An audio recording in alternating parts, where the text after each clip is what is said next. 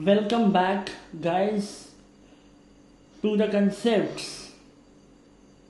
Now, in the last episode, we learned about two types of physical quantities, that are scalar and vector.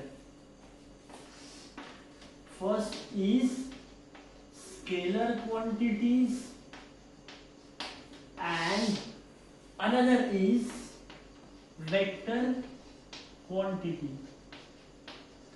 Okay, so scalar quantity का पहला point जो हमने पढ़ा था वो ये था कि scalar quantities have magnitude, they have magnitude but no direction. है ना, ये मैं लिखवा चुका हूं, एक और बार रिकॉल कर लेते हैं. So, what do you mean by magnitude and what do you mean by direction? जैसे मैं वेक्टर क्वांटिटी में क्या कहूंगा कि vector quantities have magnitude as well as direction. तो ये मैग्नीट्यूड क्या है और ये डायरेक्शन क्या है, ये समझाने के लिए आप याद करें पिछली बारी में हमारा एग्जाम्पल, जब हमने ऐसा कुछ ग्राफ बनाया था और हमने यहाँ पर अलग अलग पाथ के लिए डिस्टेंस अलग निकाला था और डिस्प्लेसमेंट अलग से कैलकुलेट किया था. सो याद करिए कि हम लोगों ने डिस्टेंस को कैलकुलेट करते समय क्या किया. हम लोगों ने जैसे फॉर एग्जांपल ये 0 है, ये 10 है, ये 20 है, ये 30 है, ये 40 है. मान के चलिए एक ऑब्जेक्ट ए से स्टार्ट कर रहा है, ठीक है, बी पर जा रहा है और फिर सी पर आ जा रहा है. मतलब कैसे गया है, ए से बी और बी से सी. तो मुझे बताइए जो डिस्टेंस है वो कितना हो जाएगा. सो 0 से पहले 40 गया, बी तक गया ना पहले 40, फिर सी तक गया 50 और 60. सो डिस्टेंस हो जाएगा 60 किलोमीटर. ठीक है, क्योंकि डिस्टेंस में हम चाहे ये डायरेक्शन में जाए या ये डायरेक्शन में जाए, हमें करना तो प्लस ही है. अब अगर हम एबीसी का डिस्प्लेसमेंट निकालने जाए तो आप बताइए डिस्प्लेसमेंट में हम क्या करेंगे. पहले ए से बी गया, ए से बी मतलब 40, कौन से डायरेक्शन में, this direction. So we have to consider this direction as positive. So here it will be plus 40. अब B से C भी गया है, फिर B से C means this direction and this direction is taken as negative. पर कितना, 10, 20, क्योंकि 10-10 का फर्क है तो यहां से यहां जाने में 20 आ जाएगा. पर क्योंकि डायरेक्शन ये है minus, so we will get 20 unit. Displacement कितना आया 20, पर डिस्टेंस कितना आया 60. जब हम डिस्प्लेसमेंट को कैलकुलेट कर रहे थे तो प्लस साइन हमें ये बता रहा है कि इस डायरेक्शन की बात हो रही है और माइनस साइन ये बता रहा है कि इस डायरेक्शन की बात हो रही है. पर डिस्टेंस में तो प्लस माइनस है ही नहीं, आप इधर जाए चाहे इधर जाए आपको करना तो प्लस ही है. जरूर जरूर जरूर याद से आप लोगों को बेटा पिछला एपिसोड चेक करना अति आवश्यक है, आगे का समझ में नहीं आएगा नहीं तो. ठीक है, please. Now what is next. अब मुझे बताइए कि जैसे एक और छोटा सा एग्जांपल हम लेते हैं कि जैसे ये 0 है, ये 10 है, ये 20 है, ये 30 है और ये 40 है. और इधर में भी ये 10 है, ये 20 है, ये 30 है. अब एक आदमी यहां खड़ा है, आप खड़े हैं for example, and imagine someone comes at you and says that कि भैया भैया आपको 20 जाना है. तो आगे वाला क्या बोलेगा, भाई 20 यूनिट्स मुझे जाना है, तो ये डायरेक्शन में जाना है कि ये डायरेक्शन में जाना है, बताया क्या नहीं, बस कितना डिस्टेंस जाना है 20. So that 20 is the distance, because 20 is the distance and distance is the scalar quantity. Distance is an example of scalar quantity. How? Because कहने वाले ने सिर्फ ये कहा है कि आपको 20 यूनिट्स ट्रेवल करना है। कौन से डायरेक्शन में? ये डायरेक्शन में, ये डायरेक्शन में, इट डजेंट मैटर और he doesn't know. Simply if someone comes and says कि भैया डिस्प्लेसमेंट आपका 20 यूनिट हुआ है। अच्छा 20 मतलब प्लस की माइनस? प्लस, और प्लस 20 डिस्प्लेसमेंट अगर है तो आपको ये समझ में आ रहा है कि पहले तो आपको चलना कितना है 20 और प्लस है इसलिए ये डायरेक्शन में। अगर कोई आके कहता कि भैया -30 आपको जाना है, आपका डिस्प्लेसमेंट कितना है -30, सो व्हाट यू इन्फर, आपका इन्फेरेंस क्या निकलेगा कि पहले माइनस है मतलब ये डायरेक्शन में जाना है और कितना जाना है 30। सो जो माइनस है और या जो प्लस है वो आपको डायरेक्शन बता रहा है ना, और जो नंबर है, जो न्यूमेरिक वैल्यू है वो आपको मैग्नीट्यूड बता रहा है। So what is magnitude? Magnitude is just a number and direction is just letting you know about whether you have to go in positive direction or in negative direction. Clear?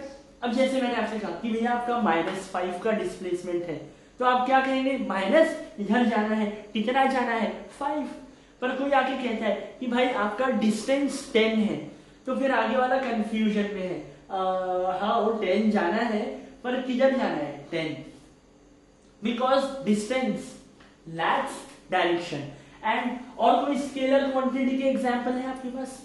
मैं बताऊं, जैसे litre है ना, एक scalar quantity होती है litre, ठीक है। अब मुझे आप बताइए कि मैं लीटर में डायरेक्शन होता है क्या?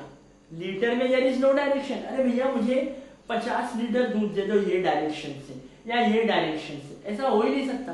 50 लीटर दूध 50 लीटर दूध ही रहेगा। तो हम क्या कहेंगे? जो वॉल्यूम है वो भी हमारी एक स्केलर क्वांटिटी है।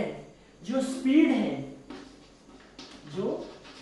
है वो भी एक स्केलर क्वांटिटी है, पर velocity is a vector quantity. अब आप बताइए फोर्स, हमने पिछले स्टैंडर्ड्स में फोर्स के बारे में भी पढ़ा है।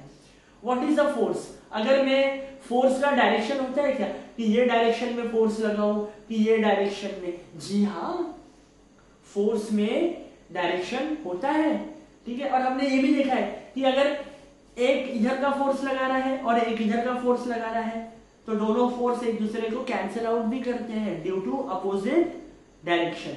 So we will come to this point later on, but for now get that what is scalar and what is vector quantity. I hope you are getting and you need to learn the NCERT book line by line. That is of utmost importance. So now let us move on to our page number 100 NCERT questions. So guys, this is page number 100 में आपके questions है कुछ। उसमें से पहला question है an object has moved through a distance, okay, can it have zero displacement? मतलब एक ऑब्जेक्ट है जो कुछ डिस्टेंस मूव किया है तो क्या ऐसा हो सकता है कि उसका डिस्टेंस कुछ हो पर उसका डिस्प्लेसमेंट जीरो? ठीक है, तो अब मैं आपको एक एग्जांपल देता हूं। कैसे? जैसे मान ली चलिए ये O है और एक आदमी O से A गया और ए से वापस कहां पर आ गया? ओ पे। और मान लीजिए ये 10 मीटर लंबा है पूरा। तो आप बताइए अगर हम डिस्टेंस निकालेंगे तो क्या हो जाएगा? डिस्टेंस में तो आप ये डायरेक्शन चाहिए या ये डायरेक्शन चाहिए, प्लस ही होने वाला है। तो आपको जाके वापस यहाँ आने में 20 मीटर्स लग जाएंगे। तो हमारा इस केस में डिस्टेंस हो गया 20 metre, 10 + 10। Now what about displacement? Displacement का मतलब होता है कोई लेना देना नहीं है किस रास्ते से गया है, सिर्फ ये देखा जाता है कि आपका इनिशियल पोजीशन क्या है O, आपका फाइनल पोजीशन क्या है वापस O। तो डिस्टेंस कितना? 0। भैया जहां से शुरू किया था वहीं पे वापस आ गया है। तो डिस्प्लेसमेंट मतलब the difference, the distance the shortest path between initial and final position. सबसे छोटा रास्ता। आपको अगर कभी भी कोई डिस्प्लेसमेंट का डेफिनेशन पूछेगा तो आपका आंसर होना चाहिए the shortest distance between the initial and final position, that is called as displacement. For example, in this case what is the initial position, what is the final position? जाके वापस यहीं पर आ रहा है भाई, तो इनिशियल भी यही है और फाइनल भी यही है। तो बताइए कि कितना डिस्टेंस हुआ भाई? 0। और अब अगर हम हमारे वाले लॉजिक से करें तो मुझे बताइए, पहले 0 से a गया +10, क्योंकि ये डायरेक्शन है, पॉजिटिव डायरेक्शन है। अब a से वापस 0 गया, कौन से डायरेक्शन में? ये डायरेक्शन में। कितना? -10। +10 यहां के लिए -10। तो बताइए +10 -10 होता कितना है भैया? 0। तो हम क्या कहते हैं कि an object has moved through a distance, can it have 0 displacement? Yes, it can have 0 displacement when the initial and final positions are same। ये एक केस हुआ। एक और केस होता है, मान लीजिए अगर कोई बॉडी सर्कुलर मोशन में घूम रही है ना, मान लीजिए बॉडी ने यहां से स्टार्ट किया, चलिए बी तक गया, तो हम क्या कहेंगे कि डिस्टेंस कितना हुआ? इतना डिस्टेंस कवर किया भाई, और डिस्प्लेसमेंट इतना। ये लाइन का जितना डिस्टेंस रहेगा, क्योंकि डिस्प्लेसमेंट में हम लोगों को जो रास्ता है उसका कोई मायने नहीं रखता। What is important is the initial and final position, and simply draw a straight line from initial to final position, that's it. Please remember, initial से फाइनल पोजीशन तक आप एक लाइन बनाए डायरेक्ट, उसका जो डिस्टेंस है वो डिस्प्लेसमेंट, और डिस्टेंस मतलब आप कहीं भी घूमिए और ऐड करते रहिए, ठीक है। अब अगर सर्कुलर मोशन में कोई ऑब्जेक्ट ए से शुरू करके दोबारा कहां पर आ रहा है? ए पर, तो इनिशियल भी ए, फाइनल भी ए, तो कितना हुआ? डिस्टेंस कितना हुआ? डिस्टेंस हुआ ये पूरा एक चक्कर, और एक चक्कर को हम कहते हैं सर्कमफेरेंस ऑफ सर्कल।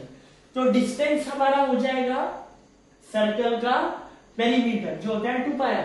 पर अगर आपसे कोई पूछे कि डिस्प्लेसमेंट कितना, तो आप क्या कहेंगे कि भाई इनिशियल और final position is same, therefore there is no difference between the initial and final position, hence the displacement in this case is also 0. So now you tell me, can it have a 0 displacement? You know what is the answer. Now if yes, support your answer with an example. I have given you 2 examples. ये एक example था जब 0 से a पे गया और a से 0 पे आया तो 0 डिस्प्लेसमेंट हो गया। या फिर कोई ऑब्जेक्ट जो सर्कुलर मोशन एग्जिबिट कर रहा है, उसमें जहां से उसने स्टार्ट किया है अगर वो वहीं पर वापस आ जाए तो उसका displacement will be 0. Now I am writing the answer so that you can note it down. लिख रहे हो ना? So our answer should be like this. Yes, 0 displacement आप पूरा लिखेंगे। Yes, 0 डिस्प्लेसमेंट इज पॉसिबल, है ना? पॉसिबल तो होता है। कब पॉसिबल होता है? अब हमें इसका एक एग्जाम्पल देना पड़ेगा, तो मैं इसके 2 एग्जाम्पल देता हूं। Example 1, suppose a body is performing circular motion. क्या है सीएम? आपको पूरा लिखना है, circular motion. Okay, so when the body is performing circular motion and if it starts from point A, मान लीजिए ये हमारा डायग्राम है, ये हमारा पॉइंट A है, यहां से स्टार्ट कर रहा है हमारा object, and if it starts from point A and returns back to it, then the displacement, आप पूरा लिखेंगे, is 0. Why? Because the final and initial position is same. याद रखिए, इनिशियल एंड फाइनल पोजीशंस जब भी सेम होती है तो आपका डिस्प्लेसमेंट होगा 0. ठीक है. सो सेकेंड एग्जाम्पल जो है वो आप अपने मन से लिखेंगे, मैंने आपको हिंदी में समझाया है. Now let us move on to question number 2. आपके पास में एनसीईआरटी बुक होनी आवश्यक है जिसमें ये वाला क्वेश्चन लिखा हुआ है, पर अगर नहीं है फिर भी कोई बात नहीं, मैंने क्वेश्चन लिखा है. पर पढ़े जरूर क्वेश्चन क्या कह रहा है. और इस क्वेश्चन को पढ़ने के पहले मैं आप लोगों से कुछ पूछना चाहता हूं. देखिए मैं क्या पूछ रहा हूं. मान के चलिए कि ये एक स्क्वायर फील्ड है, ठीक है, और ये मान लीजिए कि 1 मीटर का स्क्वायर फील्ड का साइड है, मतलब हर एक साइड कितने मीटर का हो जाएगा, 1 मीटर का. ठीक है. तो नहीं, मेरे को 10 मीटर लेना है तो मैं 10 मीटर ले रहा हूं. ठीक है. अब मुझे बताइए, ए से बी अगर कोई आदमी जाता है, ए से बी कोई आदमी जाता है तो कितना डिस्टेंस चल लिया, 10. और कितना डिस्प्लेसमेंट हो गया, वो भी 10. क्यों? क्योंकि डिस्प्लेसमेंट में फाइनल पोजीशन रहेगा बी, इनिशियल रहेगा ए, और ए से बी का डिस्टेंस 10 ही है. क्या करें? ठीक है. What is next? अब आदमी ए से बी गया और बी से सी गया. अब आदमी ए से बी गया और बी से सी गया, तो बताइए डिस्टेंस कितना और डिस्प्लेसमेंट कितना. तो हम कहेंगे डिस्टेंस, पहले 10 गया और फिर 10 गया, कितना हो गया, 20. डिस्टेंस हो गया 20, पर डिस्प्लेसमेंट कितना हुआ ऐसे और ऐसे जाने पर. तो याद रखिए, जब भी आप डिस्प्लेसमेंट फाइंड करें, what you have to do is that simply draw a line from final position to initial position. Don't think. तो आपका डिस्प्लेसमेंट होगा ये वाला लाइन, ये वाला जितना डिस्टेंस आएगा ये हो जाएगा आपका डिस्प्लेसमेंट. हमने क्या किया, ए से सी तक का लाइन बना दिया. बी कहीं पर भी रहे, कोई मायने नहीं रखता. ठीक है. तो ए से सी का डिस्टेंस कैसे निकालेंगे, पाइथागोरस थ्योरम. ये वाला स्क्वायर प्लस ये वाला स्क्वायर इज इक्वल टू ये वाला स्क्वायर. ऐसे में जो AC का वैल्यू आएगा भैया और जी लोग, तो ये हमारा पाइथागोरस थ्योरम से हाइपोटेनस आ जाएगा. That will be our displacement. What if A B C D, अगर एक और आदमी आया और वो बोलते हैं भाऊ मैं ए से बी से सी से डी गया, तो मेरा डिस्टेंस कितना हुआ. डिस्टेंस मतलब पहले 10 गया, फिर 10 गया 20, फिर 10 गया 30, डिस्टेंस हो जाएगा 30. अब डिस्प्लेसमेंट निकालना है, तो initial position A, final position D, और इन दोनों के बीच का डिस्टेंस चेक करो. ए से डी के बीच का डिस्टेंस कितना है, 10. So 10 metre will be the displacement. So simple. और अगर घूम के वापस ए पर आ गया तो distance 10, 20, 30 and 40. But what about displacement? Displacement will be 0 because the initial and final position is same. So I hope कि आपको स्क्वायर में डिस्टेंस और डिस्प्लेसमेंट निकालते अब आ जाएगा. ठीक है. तो अब हम ये प्रॉब्लम पे थोड़ा सा देख लेते हैं क्या बोल रहा है बेचारा, बहुत देर से, है ना. तो बेटा लोग गौर फरमाइए.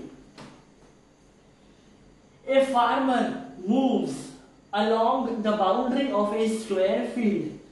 तो स्क्वायर फील्ड बना लेते हैं. ये है हमारा स्क्वायर फील्ड. थोड़ा सा स्क्वायर मान लीजिए. अब ये हाँ, मान लीजिए A B C D is our square field. Now of side 10 metre. कितना मीटर का साइड है, 10 मीटर इन 40 सेकेंड. मतलब 40 सेकंड में पूरा चक्कर मार लेता है अपना फार्मर, ठीक है। A farmer moves along the boundary of a square field of side 10 metre in 40 seconds. What will be the magnitude of the farmer at the end of 2 metre 30 seconds from his initial position. मतलब A से उसने start किया, तो बताइए 2 minute 30 seconds बाद वो कहाँ रहेगा, है ना। अब आप एक बात सोचिए कि पूरा चक्कर लगाने को कितना लग रहा है, 40 सेकेंड, ठीक है। और हमको किसके बाद निकालना है, 2 मिनट 30 सेकेंड्स के बाद में हमें पता करना है कि वो कहां पर रहेगा। तो 2 मिनट 30 सेकेंड को अगर हम सेकेंड्स में कन्वर्ट कर ले तो 2 मिनट का तो हो जाएगा 120 सेकेंड प्लस 30 सेकेंड, कितना हो जाएगा 150 सेकेंड। अब देखिए 40 सेकेंड्स के बाद में वो यहां पर आ जाएगा, 80 सेकेंड के बाद में दूसरा राउंड कंप्लीट हो जाएगा, और 40 के बाद मतलब 40 में एक राउंड, 40 में दूसरा राउंड, फिर 40 में तीसरा राउंड, 120 हो गया, और 40 प्लस करेंगे 160 हो जाएगा, इससे ज्यादा हो जाएगा। बचा कितना 30, तो वो 30 में कहां पहुंचेगा, 10, 20 एंड 30 कहां पे पहुंचेगा वो इतने समय के बाद में, डी पे। तो क्या निकालना है, डिस्प्लेसमेंट निकालना है। कितना हुआ डिस्प्लेसमेंट, 10 सेंटीमीटर, और डिस्टेंस कितना हुआ।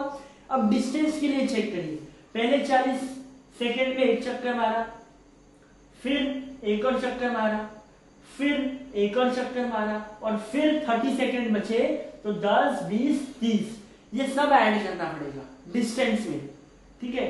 तो 10, 20, 30, 40, फिर 50, 60, 70, 80, फिर 90, 100, 110, 120, 130, 140, 150, so 150 metre will be the distance. What will be the displacement, कहां से शुरू किया है, ए से, कहां पहुंच गया, डी पे, कितना डिस्टेंस ए और डी के बीच में 10, तो 10 will be the displacement.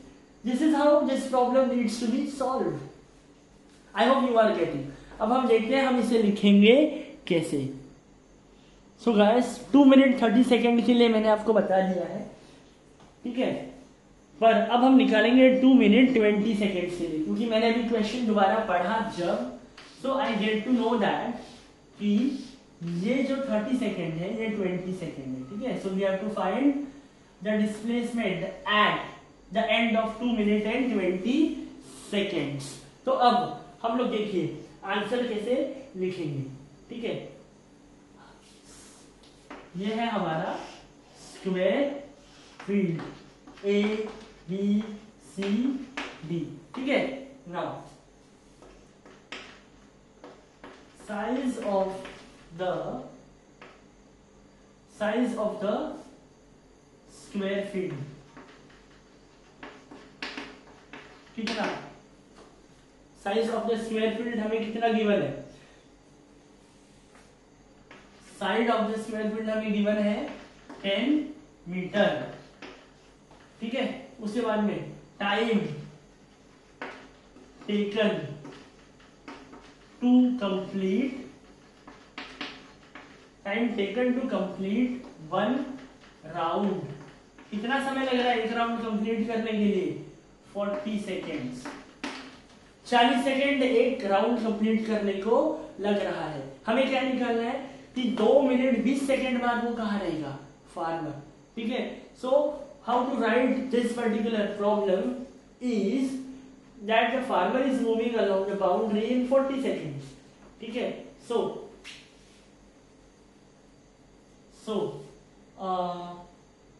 farmer at the end of,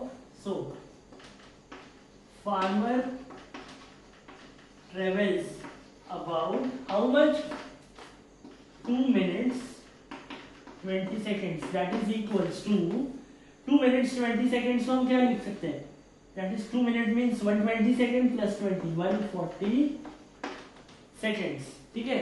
अब हमें ये निकालना है कि 140 सेकेंड के बाद फार्मर साहब कहां पहुंचे थे, एक चक्कर लगाने में कितना 40 सेकेंड, 2 चक्कर लगाने में 80 सेकेंड, 3 चक्कर लगाने में और 40, मतलब 120, बचा कितना 20, 20 मतलब आधा, एक पूरा चक्कर लगाने का 40, तो आधा लगाने का 20. So guys you have to write in the way like कि अब हम पहले ये निकालेंगे कि वो डिस्टेंस कितना कवर किया है. ठीक है, सो हम यहाँ एक कैलकुलेशन करते हैं कि भैया एक राउंड मतलब 40 सेकेंड, एक राउंड मतलब कितना डिस्टेंस कवर करेगा, एक राउंड मतलब डिस्टेंस कितना 10 metre, 20 metre, 30 metre, 40 metre. So we know that 40 metre cover हो रहे हैं कितने समय में, एक राउंड को समय लग रहा है 40 सेकेंड्स. देखिए थोड़ा गौर करना भी. ठीक है, वी हैव कि भाई 40 मीटर कवर हो रहा है 40 सेकेंड्स में, तो 140 सेकेंड्स में कितना डिस्टेंस कवर होगा. Cross multiply, you know it from the beginning of 8th class. Now 40 into 140 क्या हो जाएगा बेटा, 40 into 140 is equal to 40 into ये x. हमें x का वैल्यू निकालना है तो हम करेंगे 40 into 140 upon 40 cancel, and therefore x is equal to 140 क्या मीटर, क्योंकि x क्या निकाल रहे हैं, मीटर निकाल रहे हैं. So what do we get, हमें क्या मिल गया, हमें ये मिला कि भाई 140 सेकेंड के बाद वो फार्मर 140 मीटर चल चुका होगा. तो हम लिखेंगे therefore the farmer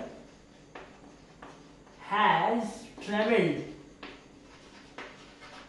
the distance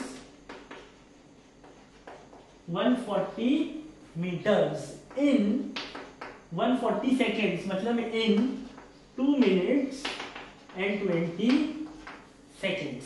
तो अब हमें पता चल गया कि वो इतने समय में कितना चला है. तो आइए देखते हैं यहाँ पर कितना चला है, 140 मीटर. तो ये 10, ये भी 10, ये भी 10 और ये वाला भी 10. क्यों 10, क्योंकि स्क्वायर फील्ड है.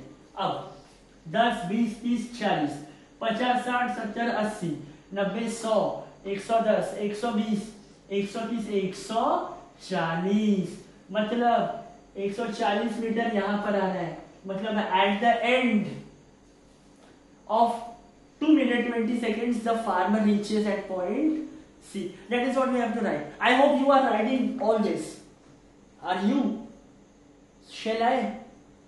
Okay. So now what we can write is that therefore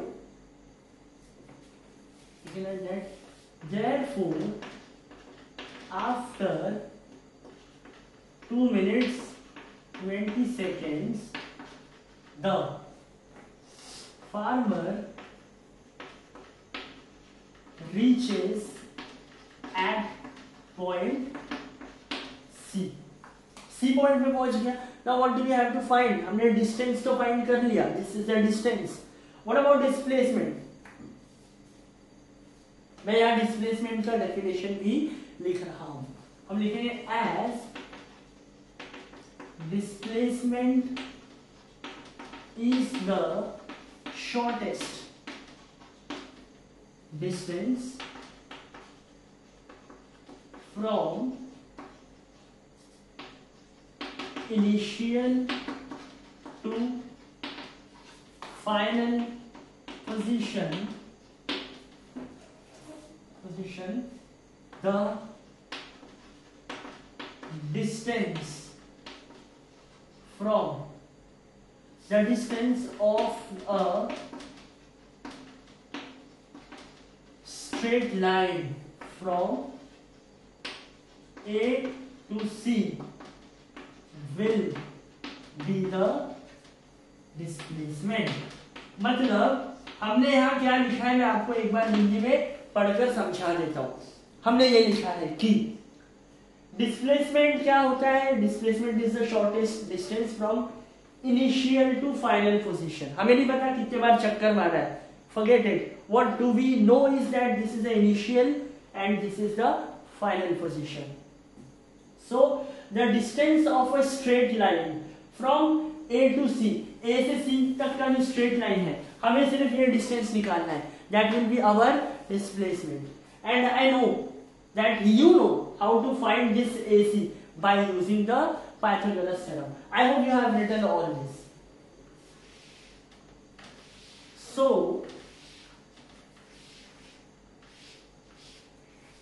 So by using Pythagoras theorem, so हम डायरेक्ट लिखेंगे by using Pythagoras theorem we have, what do we have? We have hypotenuse का square is equals to बाकी दो sides का square. अब बताइए AB मतलब 10 का स्क्वायर, AC मतलब 10 का स्क्वायर, मतलब ये हो जाएगा 100 प्लस 100. Therefore AC का square is equals to 200. Therefore AC is equals to 200 and it will be like 10 root 2 meter. So therefore displacement after 2 minutes and 20 seconds is 10 root 2 meter. And this is how the problem ends. I hope आपको इस problem से displacement के बारे में बहुत सी छोटी छोटी चीजें समझ में आई होगी जो कि अति आवश्यक है. It is very necessary.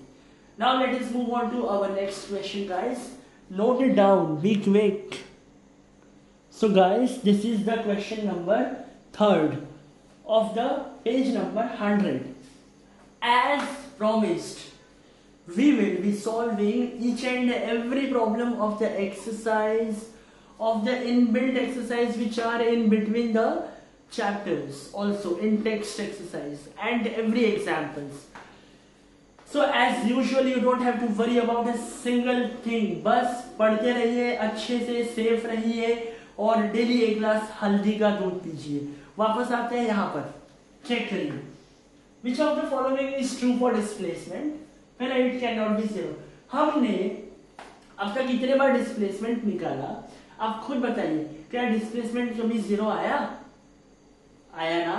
तो डिस्प्लेसमेंट जीरो हो सकता है क्या? जी हाँ. हमने पहला क्वेश्चन में 2 एग्जाम्पल भी चेक किए कि जब इनिशियल और फाइनल पोजीशन सेम होती है तब डिस्प्लेसमेंट जीरो होता है ना? तो क्या डिस्प्लेसमेंट जीरो हो सकता है? जी हाँ. तो क्या ये ट्रू है? नहीं, ये ट्रू नहीं है, ये फॉल्स है. पर आंसर ऐसे नहीं लिखना है, मैं बताता हूं कैसे लिखना है. हम डिस्कस कर रहे हैं. Second, its magnitude is greater than the distance travelled by the object. अब हमने पिछले एपिसोड में एक पूरा प्रॉब्लम सॉल्व किया जिसमें हमने सेम पाथ के लिए डिस्टेंस फाइंड किया और डिस्प्लेसमेंट फाइंड किया. अब सारे के सारे चेक करिए, ऐसा कहीं नहीं होगा कि डिस्प्लेसमेंट डिस्टेंस से ज्यादा है. हर बार या तो डिस्टेंस बड़ा है या दोनों बराबर है, पर डिस्प्लेसमेंट कभी डिस्टेंस से बड़ा नहीं हो सकता. सो ये भी गलत है. सो हम क्या कहेंगे? 1 and 2 both are incorrect. ठीक है? So I hope you got all the questions today. I hope I'll be releasing the episodes on a regular basis. Let me know about whether you enjoyed it or not. Take care. Namaskar.